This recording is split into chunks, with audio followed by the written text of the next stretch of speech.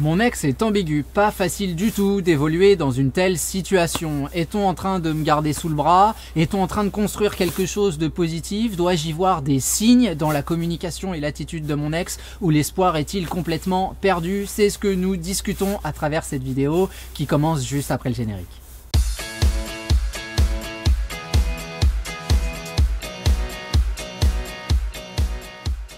Salut, c'est JB de jbmerci.com, ravi de vous retrouver pour un sujet forcément difficile à traiter, à appréhender. Les réflexions vont être paradoxales, potentiellement antinomiques. En tout cas, c'est les traces qui sont laissées dans votre esprit, dans votre cerveau au moment de constater que votre ex est ambigu avec vous, c'est-à-dire que quelque part on vous laisse une trace d'espoir et puis en même temps est-ce que vous avez bien compris, vous savez que l'ambiguïté c'est cette capacité à se trouver entre deux zones sur un fil si vous voulez qui peut tomber d'un côté ou de l'autre, qui peut faire tendre le raisonnement vers quelque chose de positif ou de négatif. Grosso modo, quand vous considérez que la personne face à vous est ambiguë, c'est soit parce qu'on flirte avec vous, parce qu'on va faire des plaisanteries autour de la sexualité, autour du fait de passer du temps intime ensemble, soit parce que on vous parle d'un timing sur lequel vous ne pouvez pas mettre de datation en vous disant que peut-être plus tard l'espoir sera possible, qu'on ne sait jamais ce qui se passera à l'avenir, etc., etc. La première idée autour de l'ambiguïté sur laquelle j'aimerais qu'on réfléchisse, c'est l'évidence d'éviter à tout prix ce réflexe qui va être le réflexe le plus humain, le plus instinctif qui est présent chez l'être humain, à savoir de foncer tête baissée, de prendre tout donc au premier degré et de vous dire que j'ai là un signe, j'ai là une preuve, j'ai là quelque chose qui me donne la légitimité de dévoiler mes sentiments, de proposer quelque chose d'extrêmement sentimental, etc., etc. L'ambiguïté, par définition, c'est quelque part un manque de logique. Or, on sait que les relations humaines ne le sont pas logiques, et encore moins les relations amoureuses, et encore moins la reconquête amoureuse, parce que vous savez que d'un côté c'est un traumatisme et puis de l'autre cette idée d'échec nous fait nous remettre en question, et finalement il n'est pas rare que quand on parte on se pose malgré tout des questions sur la pertinence de notre choix. On va pas forcément vous le dire, mais qu'il y ait des doutes, qu'il y ait du questionnement, c'est tout à fait normal. Donc on est dans une situation qui n'est pas logique, puisque vous savez que le couple finalement se pose autour, se construit autour de quelque chose de très symbolique qui est une promesse. Donc au moment de la rompre, la promesse, on est dans quelque chose qui n'est plus logique, qui va s'expliquer par d'autres choses, des comportements, l'environnement, etc., etc. Mais en tout cas quelque chose qui n'est plus logique, et dans ce manque de logique, on va avoir un comportement qui l'est encore moins, parce qu'évidemment, traditionnellement, la personne qui part va entrer dans ce que moi j'appelle le pacte, va nous expliquer qu'on n'a plus de sentiments, qu'on veut plus être avec nous, on va mettre une distance, etc., etc. Ce que vous vivez, c'est donc un petit peu paradoxal. Et pourquoi j'appuie véritablement sur l'absence de logique d'une telle situation, c'est pour éviter de suivre ce que instinctivement votre cerveau vous dit de faire et ce que vous ressentez au plus fort de vous, à savoir que les preuves du manque d'assertivité, du manque de force dans la décision de votre ex doivent vous pousser à vous jeter sur lui ou vous jeter sur elle. Alors là j'exagère, je parle pas physiquement, mais je parle dans un déballage émotionnel total. Ce qu'on peut comprendre dans l'ambiguïté, c'est donc qu'il y a une espèce finalement effectivement de sortie de pacte, en tout cas c'est qu'il y a une satisfaction. On vit aujourd'hui quelque chose de différent avec vous, même si ça ne va pas jusqu'au fait. D'ailleurs, vous savez que la sexualité, pour moi, parce qu'il y a un peu ça en filigrane derrière cette ambiguïté, la sexualité n'est pas quelque chose qui va permettre de mener une reconquête. La reconquête sur l'oreiller, malheureusement, il y a peu de chances qu'elle arrive à satisfaire qui que ce soit, justement parce qu'il va y avoir cette notion de gain sans responsabilisation, et la responsabilisation de l'être humain, c'est quelque chose de très important. Donc forcément, on va aussi se dire que dans un échange qui serait un échange charnel, il y a aussi une potentielle culpabilisation de l'autre après l'acte. Il va y avoir une demande extrême, etc., etc. Donc cette ambiguïté, il faut la prendre pour ce qu'elle est, à savoir un terrain qui nous permet de travailler techniquement, et je sais que c'est plus facile à dire pour quelqu'un qui est dans une position analytique que quelqu'un qui vit cela, mais on préfère avoir quelqu'un qui va nous faire quelques plaisanteries qui sont un petit petit peu borderline ou qui va nous dire bah écoute, je sais pas, on verra l'année prochaine si on peut se revoir, la semaine prochaine, le mois prochain, après tout dépend de votre histoire personnelle, de votre échange avec votre ex, mais on va préférer quelque chose comme ça, même si ça vous fait du mal sur le moment parce qu'on vous dit non, pas maintenant, mais plus tard,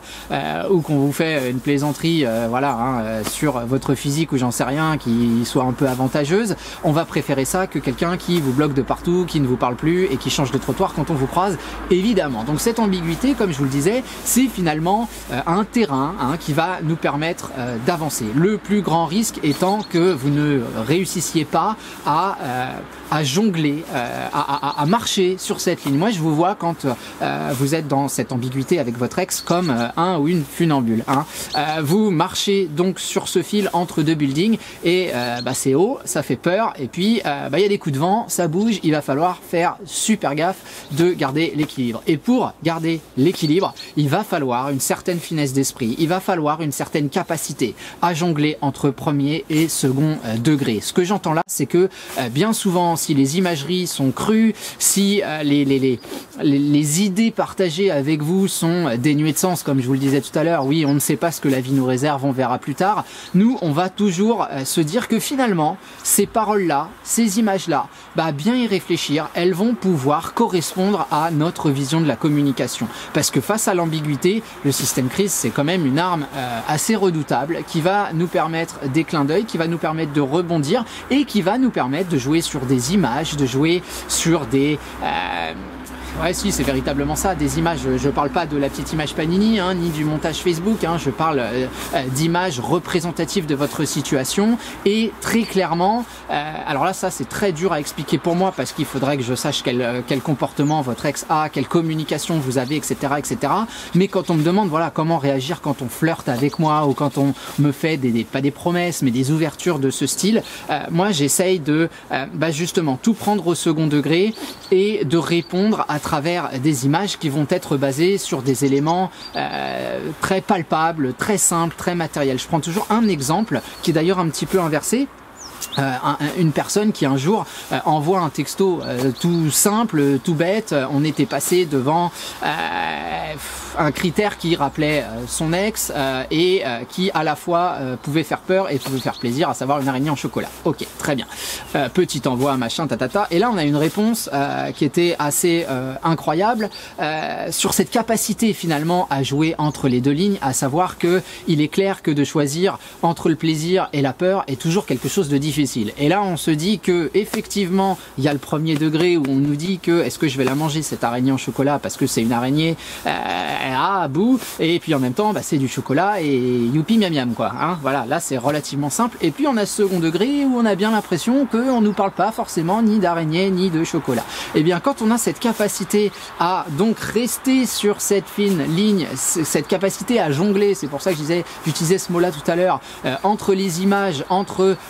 finalement, là, il y a l'idée d'aborder un potentiel sentiment, mais vous voyez que c'est fait de manière très classe d'abord, c'est fait de manière très intelligente et c'est fait donc dans cette finesse-là. Et moi, je trouve que face à l'ambiguïté, la meilleure des solutions, c'est la finesse. Alors, c'est quelque chose qui se travaille, c'est quelque chose qui n'est pas forcément,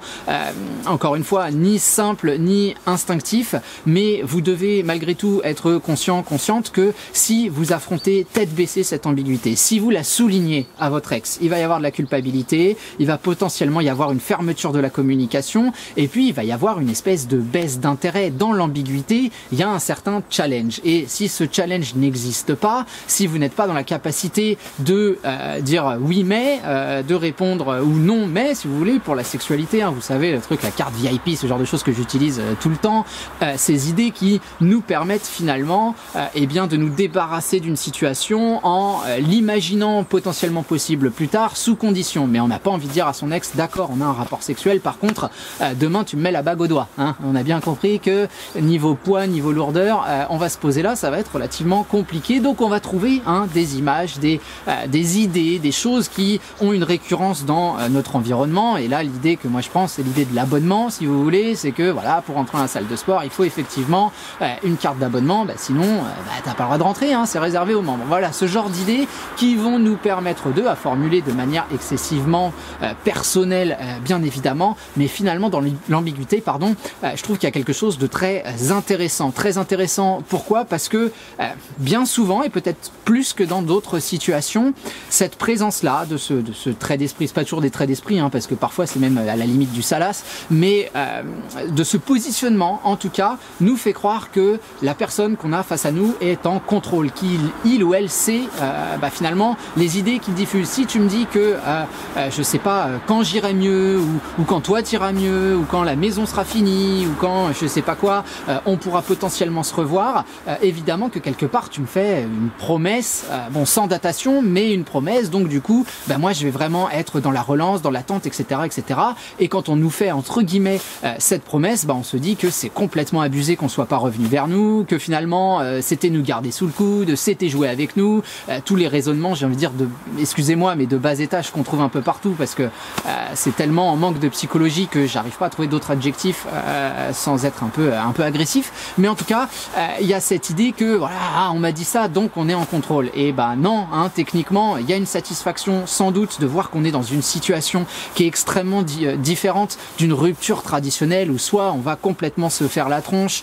soit on va discuter mais de choses pas forcément intéressantes, pas forcément qui puissent nous rapprocher. Donc là, on a cette idée qu'il y a une certaine satisfaction à voir qu'il peut y avoir du répondant face à quelqu'un à qui on a fait du mal, que ma culpabilité est pas réactivée. Et oui, sans doute que dans ce positionnement, j'outrepasse un petit peu mes droits, mais très clairement, la personne face à vous est pas dans un contrôle absolu à se dire alors là j'ai dit ça, ça veut dire que si, ça veut dire qu'elle va penser ça.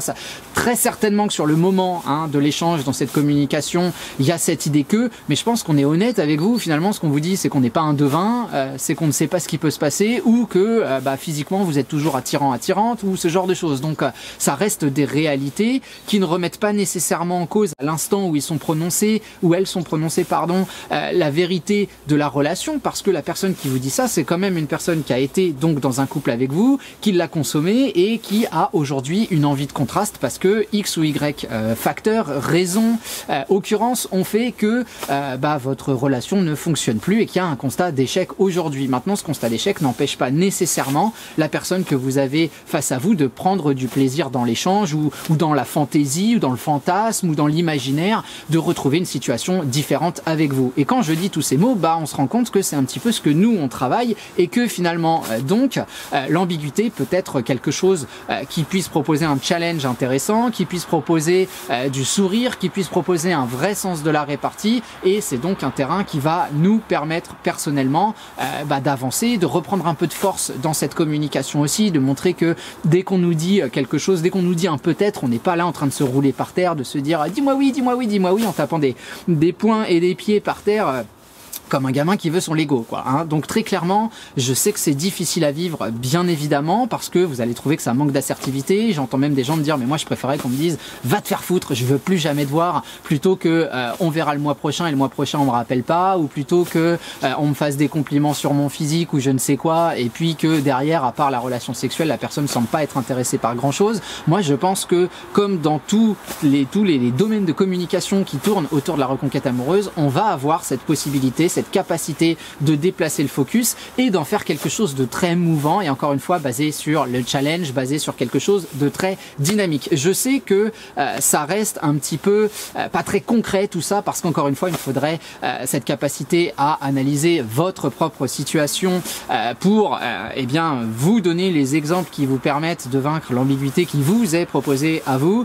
N'hésitez pas à passer par le coaching, c'est fait pour ça entre autres choses. Et quant à moi, je vous abandonne là, je vais me rentrer parce que j'ai les oreilles qui commencent un petit peu à geler. Je vous souhaite une merveilleuse semaine, on se retrouve la semaine prochaine, et d'ici là, vous n'hésitez pas, partagez, likez la vidéo, ça fait toujours énormément plaisir de voir autant de reconnaissance autour du travail fourni. Voilà, je vous abandonne là. Ciao, ciao.